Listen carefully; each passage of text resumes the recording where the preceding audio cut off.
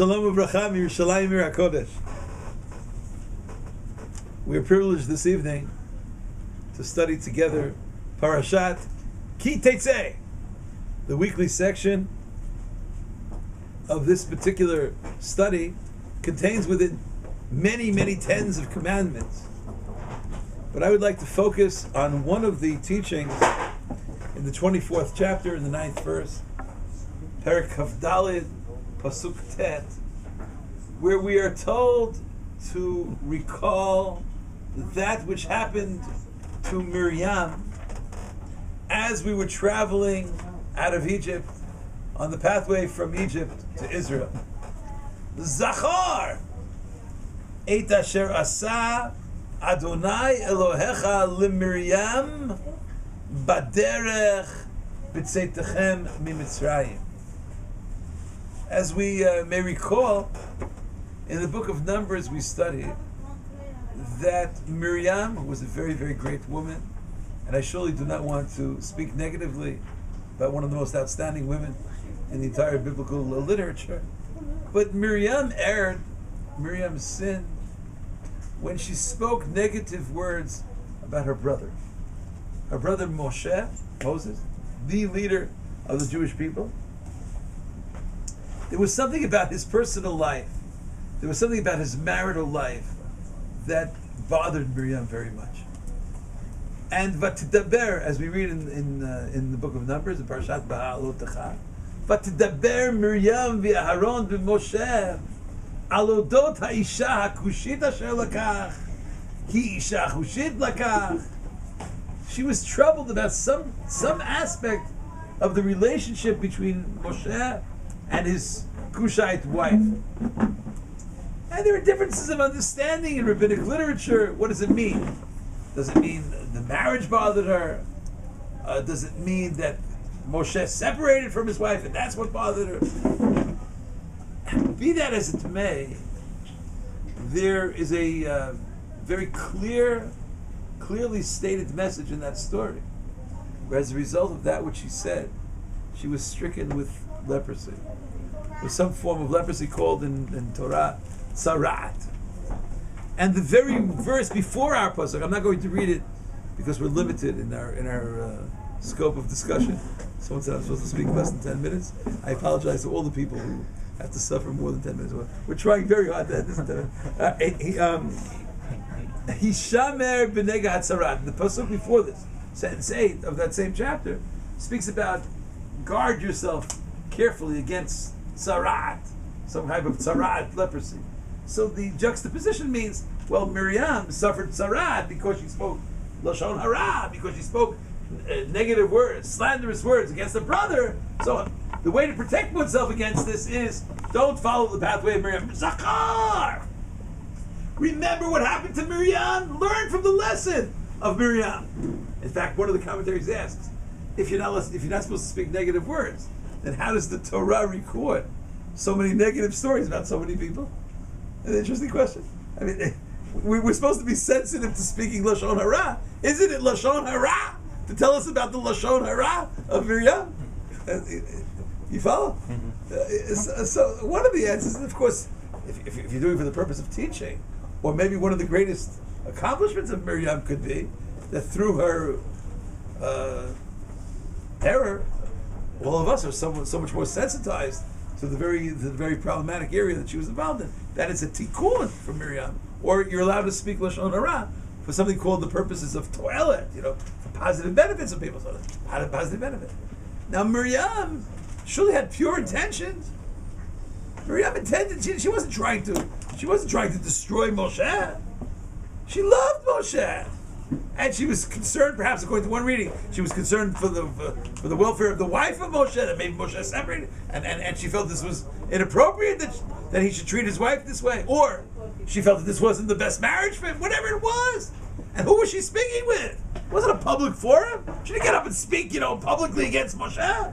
She was speaking with her brother Haron, her older brother, Aaron, and she was talking about her brother. It was like a family matter.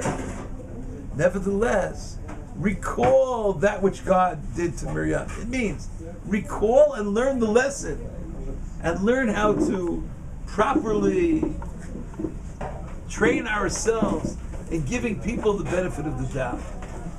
Because many of the great teachers in the area of Lashon Hara and how to avoid improper speech tell us that if we only would learn how to develop kaf zechut, if we would only learn how to develop giving people the benefit of doubt, judging people favorably, understanding that we never really understand the complete story anyway. You're only seeing one small aspect of it. You understood what Moshe was really doing.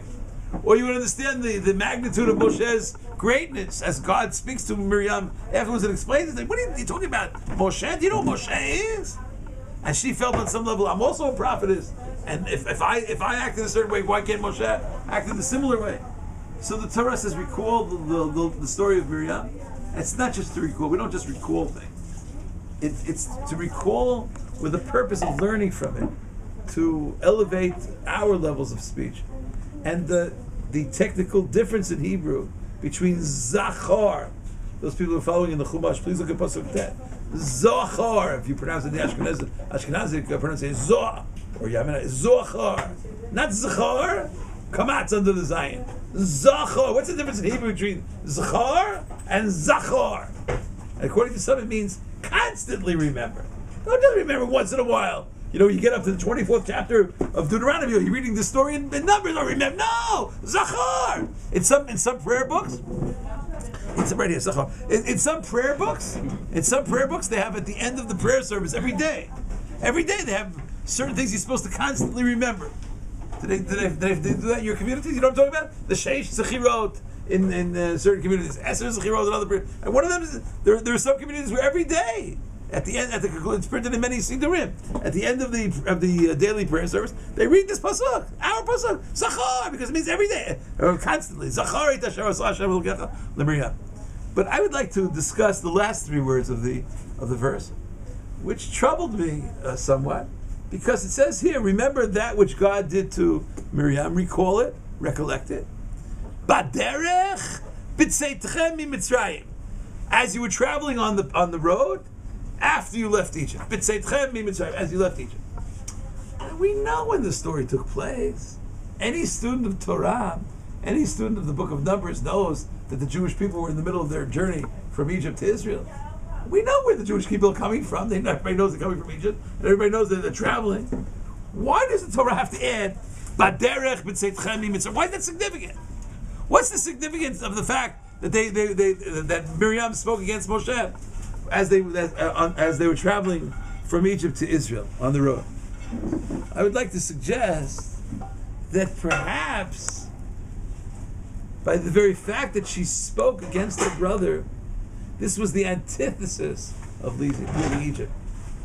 Maybe when you speak against people, then maybe you're back in Egypt. You know why? You know we came to Egypt in the first place? Do you remember the stories in the book of Genesis? Remember there was some kind of problem between the brothers of Joseph.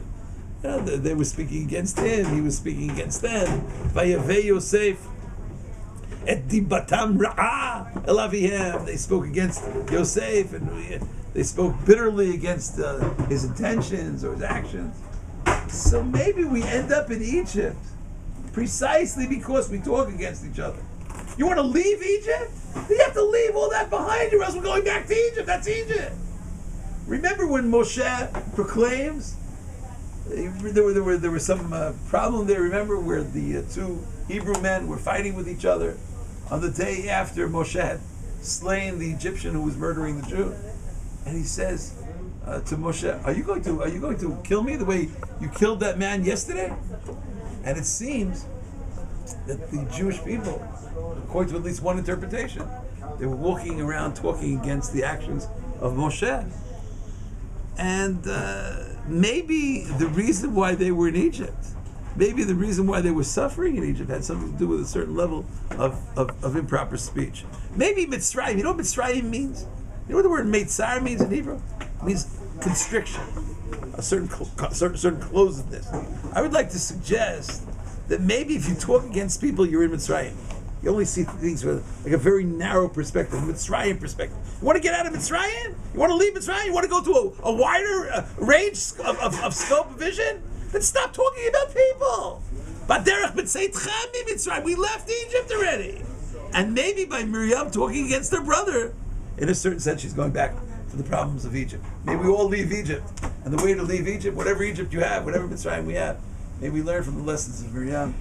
Maybe we try our best, each one in his or her own way, to elevate the levels of speech, to reach higher and higher levels of polite speech, of sensitive speech, of loving speech. And may our speech bring us very far away from any kind of Mitzrayim and lead us to the ultimate holy land and holy city here in Yerushalayim. Thank you so much for listening.